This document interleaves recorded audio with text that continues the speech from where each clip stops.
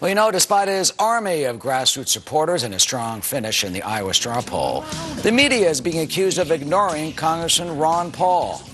Liz Trotta up next. She sure has a lot to say about this. See right through me.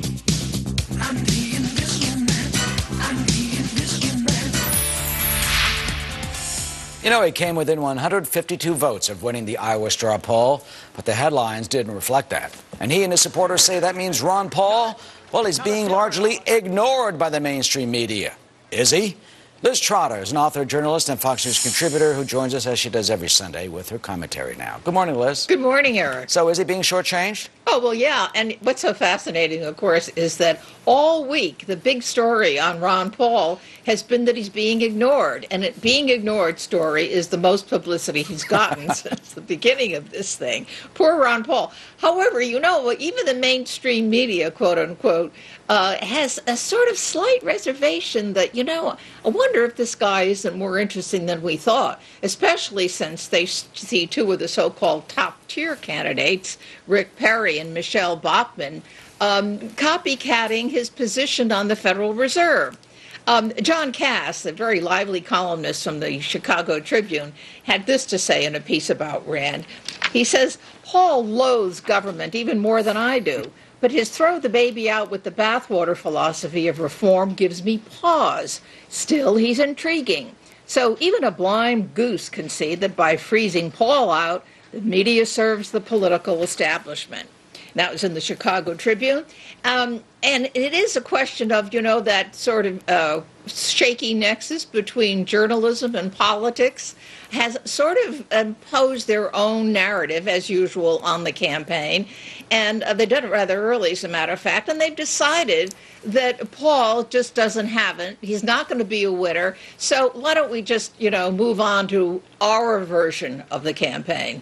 Well, that's fascinating because the Pew Research Center, which studies these things, they said that he had like 27 stories, and Donald Trump, who's not even running, we guess, had like 94. That's right. You know, almost 3 times as many stories.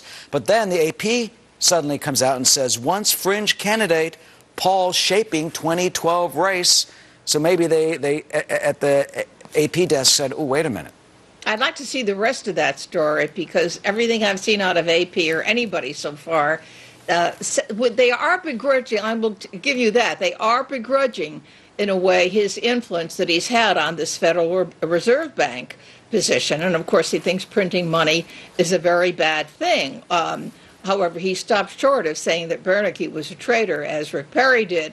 But the thing that has galvanized people, as far as Ron Paul goes, is the position on the war. And more Republicans are against these wars, I should have said. And if we include Libya, that's 3.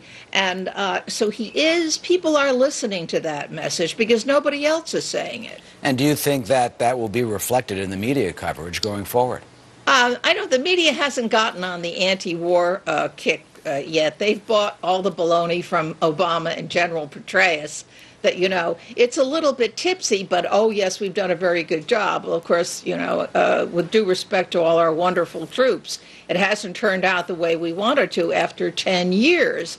So I think in a way that he's going to hit a spot that is really sore and getting more sore by the moment with most Americans. The administration, of course, says they're making progress. But in terms of Ron Paul and the headlines, finally, just a minute, you could also have a headline that says Perry beats Romney or Kane beats Perry. I mean, how do they decide? Michelle Bachmann won, right. Of course, that's the lead. But how do they decide what's the second underneath story and what angle to go with? Well, how do they decide? It's, you know, it's like designers decide what the styles are going to be for a fashion. Then they come each season. Then they all come out the same. Do you ever notice that? How do all the other designers know? Well, they talk to one another. It's the chattering classes. It's a sort of editorial myth that dominates Washington and New York at the time. Yeah, they all decided at the Georgetown dinner party the night before. That's exactly right. All right, Liz, always good to see you. Thanks so much. Good to see you. Thank you. And that does it for us on this Sunday morning. I'm Eric Shawn.